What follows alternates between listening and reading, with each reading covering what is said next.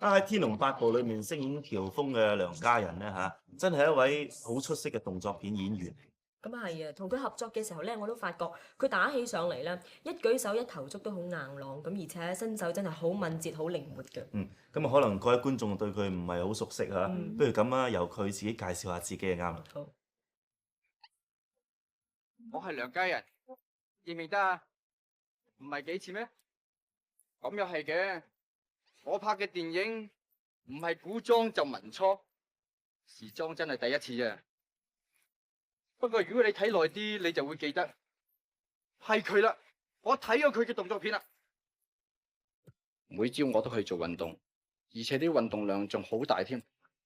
呢個已經成咗我嘅習慣嚟，就好似一個人上咗咖啡因一樣，朝朝要飲咖啡。如果有一朝我唔去做運動，嗰日就成個人都攰賴賴，周身都唔舒服。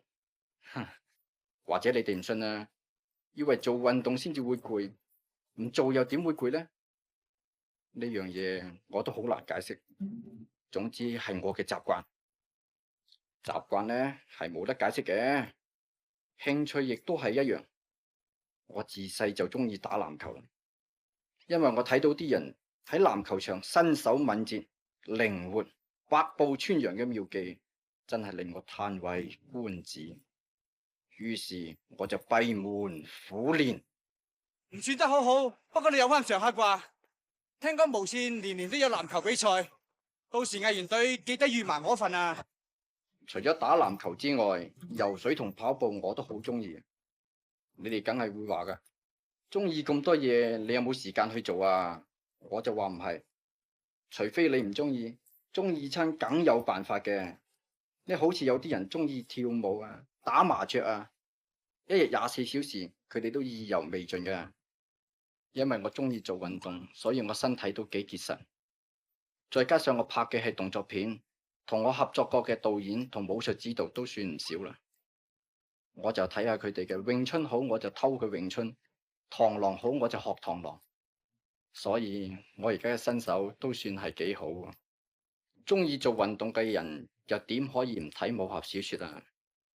我記得好耐以前，我已經中意睇金庸嘅武俠小說，尤其是《天龍八部》。呢一本本薄薄地黃色嗰種呢，我一知道佢出版嘅就即刻租翻嚟睇啊！因為想知道武功蓋世、英氣逼人嘅喬峰有咩遭遇，估唔到我而家竟然有機會喺熒光幕上邊扮演喬峰呢個角色。人嘅興趣唔止係單方面嘅，生活亦需要調劑一下。除咗做運動同睇武俠小說之外，我亦中意養下魚。呢缸係鹹水，仲有一缸係淡水魚。得閒嗰陣睇下啲魚游嚟游去都幾得意嘅。喬峰個角色對我嚟講都幾深刻。睇見啲魚咁樣追追逐逐，就覺得我喺戲裏面同人交手一樣。我越嚟越覺得我同喬峰都幾相似。唔知你哋有冇同感呢？當然有同感啦！我始終都認為咧，由阿梁家仁嚟到飾演金庸先生筆下豪邁超凡嘅喬峰，無論喺任何角度嚟睇，都係第一流人選嚟嘅。呢點我好同意啊！咁而《天龍八部》每一個角色咧都配合得好適當嘅喎。咁啊，只要大家留意一下星期一晚隆重推出《天龍八部之六脈神劍》咧，就更加清楚啦。今日我哋公司為咗更加詳細同大家介紹關於《天龍八部》嘅一切咧，就特別係請黃霑啦去到原作者金庸嘅府上請教咗啲問題嘅。咁再加埋啲精彩片段同拍攝時候嘅花絮咧，今刻就會播映俾大家先到為快嘅咯喎。係啊嗱，咁喺今晚嘅9:05咧，《天龍八部》特輯咧就會播映噶啦。咁不如我哋而家先俾少少片段大家睇下先啦。好啊。你頭先講咧就喺節目入面咧，黃霑係會訪問一下原作者金庸先生嘅。由你嘅小説寫得咁好，我哋個個都覺得咧人物性格鮮明係好大嘅理由。係唔係你特別注重描寫人物，抑或你認為寫小説一定係要咁樣去？一般文藝批評家分析嘅小説啦，一般講有3種要素咯，一個係人物，第二就係環境啦，第三係結構啊。但係每個執家啦，都係特別偏重喺某一方面㗎。呢一版咧就係而監製蕭生叔咧，亦都係會講下關於拍攝《天龍八部》嘅準備功夫，咁當然仲會為大家展示一下劇中所用嘅兵器啦。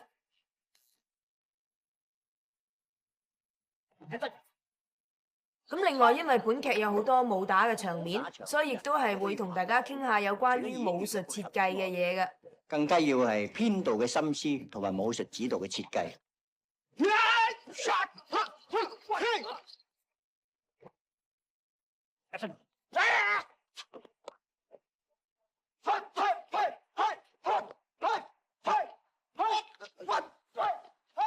咁同時咧，仲會帶大家去睇下拍攝嘅實況添。咁大家記住啦，喺今晚9:05留意收睇《天龍八部》特輯。係三位，我突然間有個問題想考下你哋，睇你答唔答到好啊咩問隨便題？就一個普通食飯飯碗咧有幾重？哦，羅偉平去答啊，好冇？哇！呢樣嘢真係冇乜研究啊，係咁你自己試下估下啊嘛。估下我諗都係3兩接近啲啊。哇，咁好嘢嘅，估到嘅，真係計我統計過咧，隻普通食飯飯碗咧就係有0.1136千克，即係差唔多3兩重啦。好喂，你一嘢！講起飯碗咧，我就諗起歡樂今宵準備送出嗰隻4兩重啊，嚇袋鼠絲苗金飯碗啊！哇！呢隻金飯碗啊，夠晒斤兩。由3月23號起，以後逢星期二晚歡樂今宵都會同大家玩一個新穎嘅遊戲節目，叫做袋鼠絲苗金飯碗嘅，係會送出巨額嘅獎金同獎品俾家庭觀眾同現場觀眾。咁當然最貴重嘅就係一個淨重4兩黃金嘅袋鼠絲苗金飯碗啦。咁想攞呢隻金飯碗嘅朋友咧，填妥刊登喺香港電視嘅表格寄翻嚟，同埋收睇下個禮拜2晚嘅歡樂今宵咧就得㗎啦。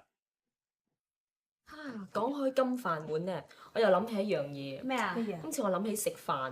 我諗起食飯咧，我記起我媽咪煮餸真係好好食㗎。咁啊更加咧就令我諗起供養我哋嘅父母親。唔啱，哈！阿生今晚嘅聯想力真係好豐富係有啊！花有父母。不過就咁樣，你話父母養育之恩咧，我哋真係要成日都要記住嘅。係。啱，咁所以我哋公司咧就同香港家庭福利會聯合主辦咗一個好父母選舉。呢一個好父母選舉嘅目的係呼籲為人父母者要認識本身嘅責任，促進父母同埋青少年子女嘅關係。咁凡係有1個或者以上年齡由12歲至到21歲子女嘅父母都可以參加㗎。各位青少年嘅朋友，你係咪覺得你自己爸爸媽媽對自己好好啊？如果係嘅話，請你提名佢哋參加我哋嘅好父母選舉啦。咁呢一個好父母選舉嘅報名方式咧，就係可以由青少年提名自己嘅父母參加啦，或者由熟悉父母嘅人士咁，甚至咧係父母自行本身報名亦都得㗎。咁而參加表格咧就已經係開始咗公開派發㗎啦。只要大家係去到香港家庭福利會嘅總辦事處啦，或者係佢哋屬下嘅5個分會，仲有我哋無線電視台同埋香港電視服務站索取㗎。咁除咗呢個好父母選舉之外咧，明珠台都有一個好隆重嘅招待會嘅。咁 Deborah 之詳細情形咧，就要你同大家詳細啲咁介紹下啦。好。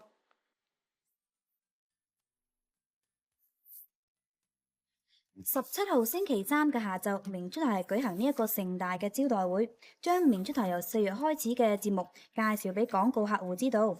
呢啲好節目包括有好多電影，好似《衝天大火災》、《神槍手與智多星》以及《加州套房》等等。而片集、音樂節目同埋體育節目亦會加強，令到更多嘅市民成為 Pearl Watcher。而今次招待客戶嘅片段亦都非常之精彩，獲得出席人士嘅一致讚賞添。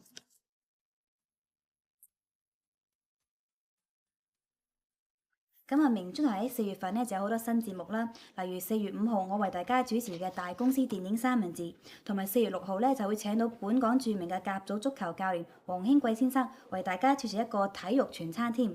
咁啊，另外喺4月7號呢仲有明珠台 K100推出，咁啊主持人係大家熟悉嘅葉麗儀小姐喎。呢個體育嘅全餐呢係由4月6號開始，逢星期二晚向大家介紹一啲世界性嘅體育盛事。好似大賽車啊，同埋溫布頓網球咁噶。總之咧，一切係以動作為主噶。明珠 K100咧，除咗係會介紹明珠台嘅精彩節目之外咧，仲會訪問一啲世界知名嘅藝人啦。咁而且咧，我仲會希望能夠介紹到一啲世界藝壇啊、電影界啊、電視界甚至時裝界嘅最新潮流同埋最新消息咧，俾大家認識嘅。咁我希望明珠 K100呢個節目，亦都好似翡翠台嘅 K100咁，深受大家歡迎咧就最好啦。